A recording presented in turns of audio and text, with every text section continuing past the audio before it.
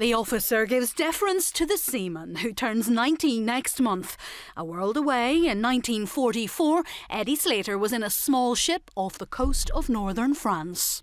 To reflect a moment on what those guys did from all three services on the 6th of June was really quite extraordinary. The Royal Navy got us there and ensured that the landing sites and beaches were as suppressed as they could do to get the Marines and soldiers ashore and to keep casualties to a minimum. To see him here today is absolutely fantastic. Did you think that you would get to the 70th anniversary of D-Day? No, actually we've been planning we were going to close on the 65th anniversary.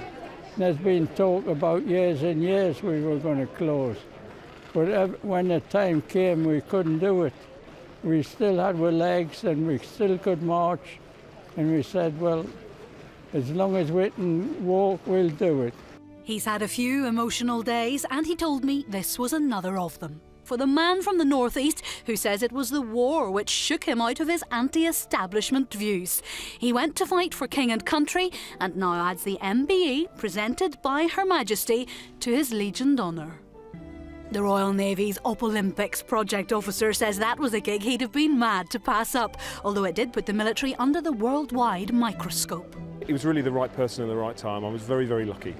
We brought the Olympic flame to the UK at Culdrose, and we also brought it into London, abseiling into the Tower of London. I think the public really got to see, the Navy, the Army and the Air Force, and of course the Royal Marines, at our best. And the reservist told Her Majesty about the latest stunt he's staged to mark the 350th anniversary of the Corps. She was saying that she didn't really quite fancy that, and I suggested with her parachuting experience from the Olympics, she would find that a breeze, which she thought was quite funny. So yeah. A commemorative Royal Marines pin was presented to the old sailor by the son of the Royal Marine. We were blinking glad to have them on some of the ships. Luckily, I was only on small ships, so I didn't have much to do with Marines.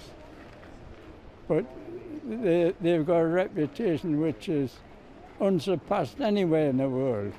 There's nobody like a British Marine man. Eddie served in the Merchant Navy, the Royal Navy and the Palestine Police after the war. But he says just because he's still here, he shouldn't be singled out for what he sees as excessive praise. I hate the word hero. I'm not a hero, I'm a Normandy veteran and proud of it. But I never ever want to be called a hero. The only heroes have got crosses on them. Both men plan to be back on the beaches of Normandy in June to ensure the legacy of those who fell lives on. Julie Knox, Forces News, Buckingham Palace.